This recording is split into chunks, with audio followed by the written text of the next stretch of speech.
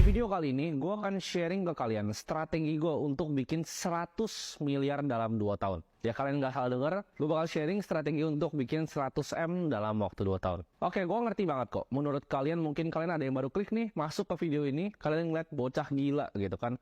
Bilang mau bikin uang 100 miliar dalam berapa? 2 tahun gitu. Umurnya berapa? Masih 22 tahun, langsung kalian close ini kan. Ini bocah gila, nggak usah didengerin.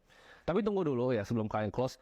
Gue sebenarnya excited banget untuk bikin video ini. Kenapa? Karena gue dari dulu tuh sebenarnya pengen dokumentasin cara pikir gue. Cuman gue belum ketemu wadahnya dan akhirnya sekarang gue ketemu di YouTube. Jadi YouTube ini daripada gue formatnya mau ngajarin kalian, oh lu tuh begini, gue mending sharing aja apa yang gue lakukan gitu. Jadi apa yang gue pikirkan di saat ini dan semoga ya bisa bermanfaat untuk kalian semua. Karena dari zaman gue kecil ya, dari gue zaman kecil banget, gue punya obsesi yang aneh terhadap para konglomerat. Jadi gue tuh suka pelajarin ya. Di Indonesia semua konglomeratnya. Kalian lihat dari yang di list di Forbes sampai yang nggak di list di Forbes itu gue pelajarin semua dan bahkan gue udah ketemu beberapa dari mereka ya. Dari grup-grup tertentu gue pelajarin, oh mereka cara kerjanya seperti ini ya. Dari misalnya jualan rokok, terus punya investment holding, terus mereka kemana. Oh ini dulu dia sempat bail out BCA pas lagi 98 terus jadi kayak seperti sekarang. Oh ini dulu mainnya di properti terus sekarang kesini. Gue tuh pelajarin semuanya ya industrinya.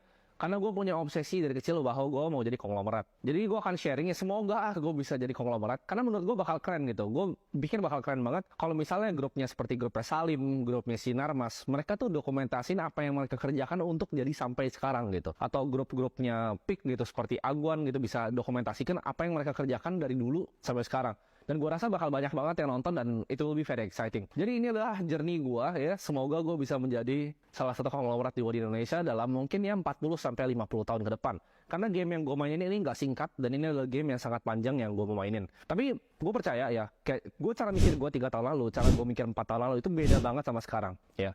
Cara gue mikir untuk cara dapetin duitnya, cara gue mikir untuk gandain duit itu beda. Jadi gue pengen every step of the way ya gue berevolusi, gue sharing semuanya di sini. Jadi anggaplah ini sebagai dokumentasi gue untuk road menjadi konglomerat kalau tercapai. Ya kan namanya target ya bisa aja kecapai, bisa aja enggak. Tapi nggak ada salahnya untuk gue coba sharing ke kalian. Dan semoga kalian bisa mendapatkan sesuatu dari ini. Oke, jadi strateginya apa? Gue lihat di Indonesia itu ada gap yang bisa gue fill ya. Jadi gue kalau masuk ke sebuah bisnis ya, gue selalu lihat industrinya secara holistik.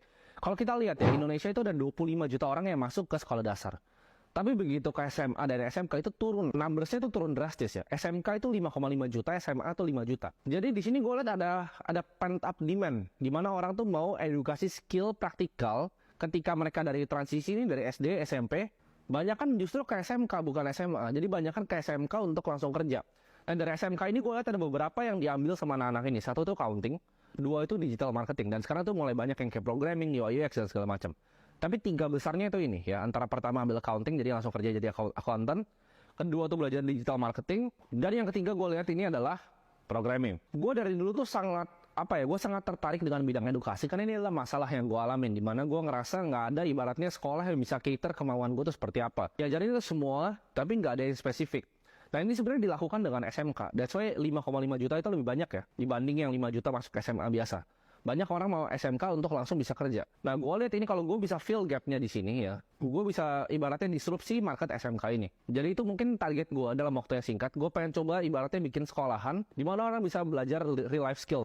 Jadi contohnya gini, daripada lu belajar digital marketing sama guru SMK, lu mending belajar sama siapanya dari Gojek gitu. Lu mending belajar sama siapa dari sini. Orang-orang yang benar-benar praktikal gitu di performance marketing, ngerti Facebook Ads, TikTok Ads. Lo mau belajar content creating, lo belajar sama orang yang beneran bikin konten gitu. Jadi itu yang sebenarnya gue pengen bawa dan gue pengen disrupsiin ya kira-kira mungkin tahun ini sampai tahun depan. Tapi sebelum kita dive deep ke dalam industri edukasi ini ya, gue pengen sharing thought process gue. Pas dulu itu gue mau road menjadi konglomerat gitu kan. Dulu mungkin ini ngomong 1 sampai 2 tahun belakangan ya. Dimana gue waktu itu lagi bangun startup, gue juga lagi punya beberapa bisnis, ada yang offline dan online, gue punya cash flow, dan waktu itu gue muter uang gue. Cita-cita gue dari dulu adalah gue pengen bikin suatu fund ya. Jadi mungkin private equity formatnya, venture capital, hedge fund ya kan. Dari dulu gue pengen punya suatu vehicle di mana orang bisa taruh duit di gue, ya masyarakat bisa taruh duit di gue, ataupun konglomerat bisa nitip duitnya ke gue untuk gue mainin. Nah tapi sampai kira-kira akhir tahun 2022 kalau gue salah Desember, pemikiran gue terhadap ini itu berubah. Jadi cita-cita gue dari dulu sampai sekarang itu gue pengen latihan ke duit gue sendiri. Begitu udah skill gue udah mapan nih, gue udah punya track record 7 sampai 8 tahun, gue pengen bikin fund sendiri. Karena gue lihat itu adalah cara paling praktikal untuk jadi kaya. Karena kalau kalian lihat di Forbes Billionaire ya, paling banyak itu industri di finance ya. Satu tuh finance and investment. Dan dari finance and investment ini, kalau kalian breakdown ke dalam, itu paling banyak tuh antara private equity, mereka bikin hedge fund sendiri, dan intinya industri yang ngelola duit orang. There's money in the money gitu. Nah ini tapi kepercayaan gue terhadap ini ibaratnya dipatahkan setelah waktu itu gue pernah jadi pembicara di salah satu acara ya. Gue pernah ngomong salah satu acara. Ini gue ingat banget, ini acaranya BRI Ventures. Jadi gue diundang sama salah satu mentor gue ya, Koniko Wijaya. Gue jadi pembicara di sana, dan waktu itu gue ketemu salah satu pembicara lainnya. Jadi dia tuh punya private equity dari Singapura, namanya Arnaud Bonzom. Nah waktu itu si Arnaud ini bawain suatu materi yang menurut gue unik banget, yaitu namanya The Map of Money, jadi peta uang dunia. Nah setelah itu kan, setelah dia bawain materinya, gue dapat kesempatan untuk ngobrol makan siang sama beliau. Nah gue sempat cerita tuh waktu itu, gue bilang gue cita-citanya gue pengen bikin fund nih, gue pengen bikin fund seperti ini, structure seperti ini, dan bagaimana gitu. Terus dia tanya, kenapa sih sebenarnya lu pengen bikin fund? Ya. Emang menurut lu kalau misal lu bikin fund itu bakal beneficial seperti apa? Gue bilang simple. Kalau gue bikin fund, ya kan fund itu strukturnya simple ya. Biasa ada management fee sama ada namanya carry. Jadi buat yang masih awam banget ya, ini gue jelasin buat yang awam banget. Misalnya gue bikin fund venture capital nih, di mana gue invest di early stage startups. Itu strukturnya ada dua ya. Yang pertama ada GP, ya general partner yang kerja keluarin keringat. Kadang ada yang taruh duit, banyak kan sih enggak. Sama ada yang LP, limited partner, itu orang yang taruh uang.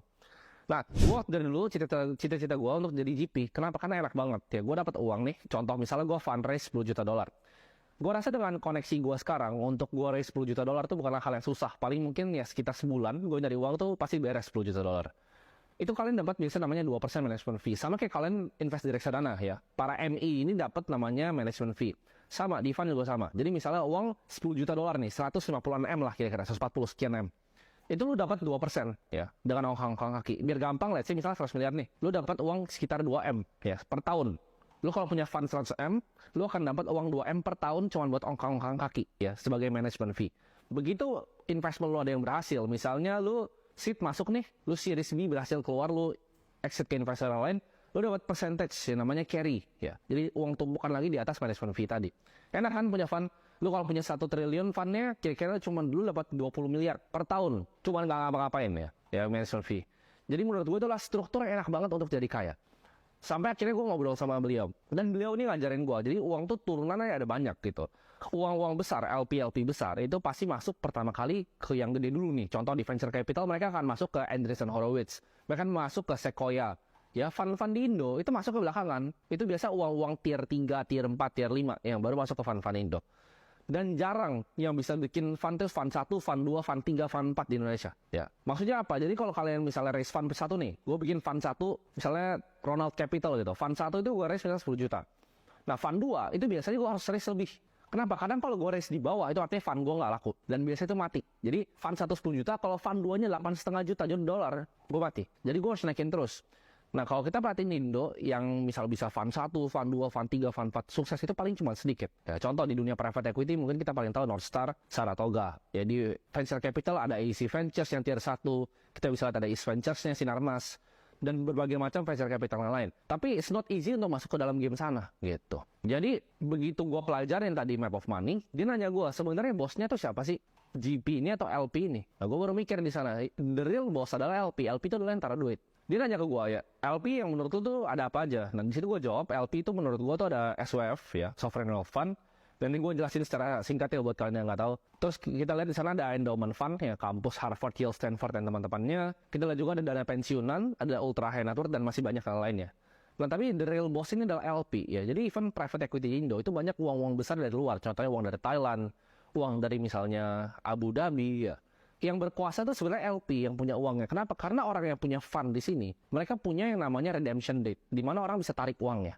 Contoh, misalnya gue punya fund tadi $10 juta, tapi per quarter gue bisa bikin orang tarik uangnya. Misalnya satu LP bilang, gue kurang suka sama fund lo nih, kita redemption. Nah, mungkin kalau di venture capital tuh agak panjang ya, ada maturity date-nya. Tapi kalau kita structure seperti hedge fund, di mana kita masuk di public market, banyak kan orang itu bisa tarik gitu. Kalau gue punya hedge fund nih, $10 juta, orang bisa tarik nih tiap quarter nanti uangnya. Nah, itu menurut gue struktur yang nggak enak, di mana orang bisa tarik duit. That's why dia cerita ke gue, kalau misalnya the ultimate game adalah menjadi LP-nya, bukan menjadi GP-nya. Jadi kita jadi Harvard ya, kita jadi Yale-nya. Nah, mereka ini bisa akhirnya jadi LP ya, karena mereka punya unlock namanya ini holy grail dari investasi yang gue juga baru belajar, namanya permanent capital. Dengan permanent capital itu adalah uang yang nggak pernah balik lagi. Nah, ini makanya kalau kalian lihat ya, private equity atau fund yang besar banget, kita ngomong paling besar di dunia ya, Berkshire Hathaway ya,